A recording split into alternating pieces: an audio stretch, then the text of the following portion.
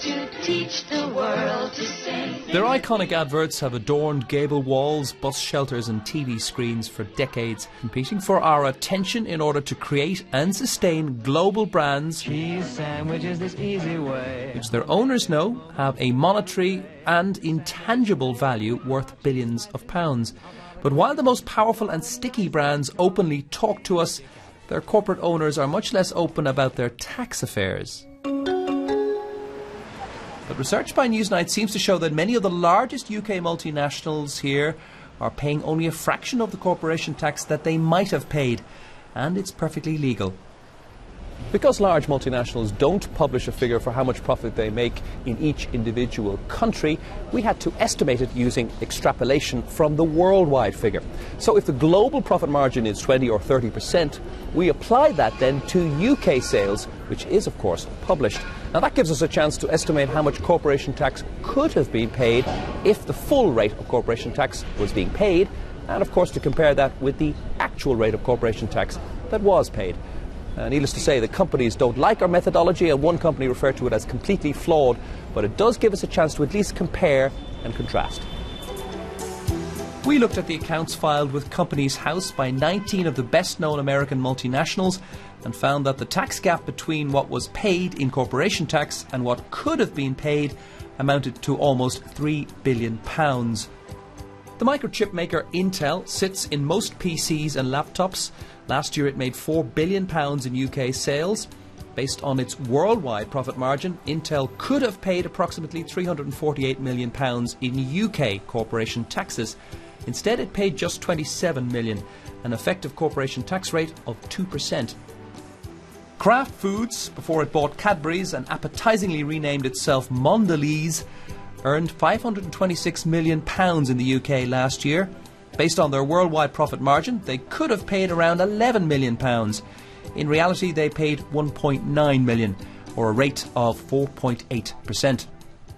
Coca-Cola is still Britain and the world's most popular fizzy drink. It had sales in the UK of around £1.8 billion. That could have translated into corporation tax bill of £113 million. In reality, Coke paid £56 million. Now that was an effective tax rate of around 13%, which is one of the highest of all the multinationals that we looked at.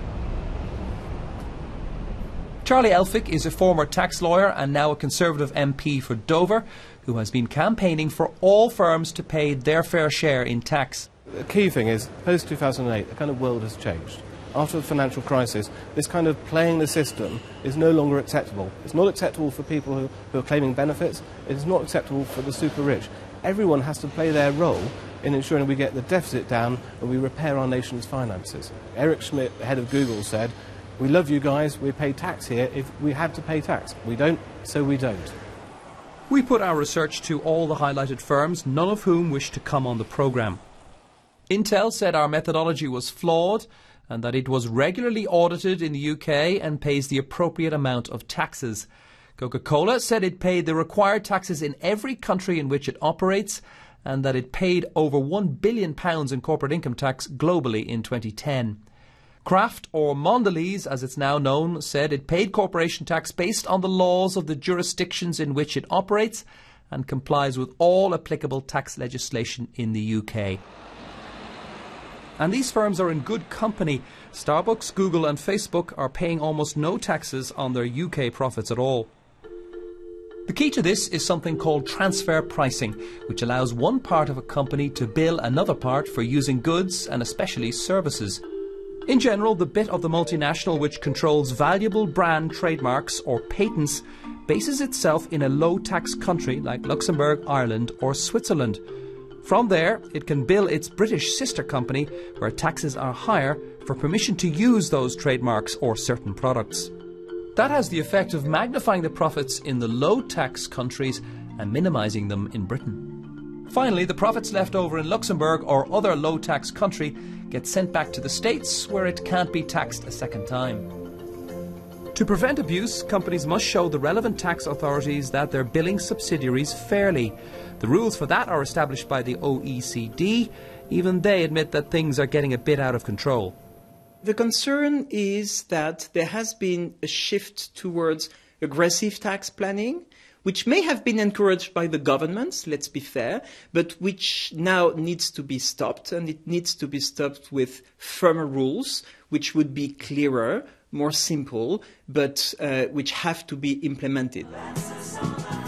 HMRC's new strategy is to man-mark each of the biggest 2,000 companies operating here, and they've recovered £29 billion above what they would have otherwise got over the past few years. But that's unlikely to assuage ordinary voters who are paying more tax while the brands and the companies they love might be paying much less.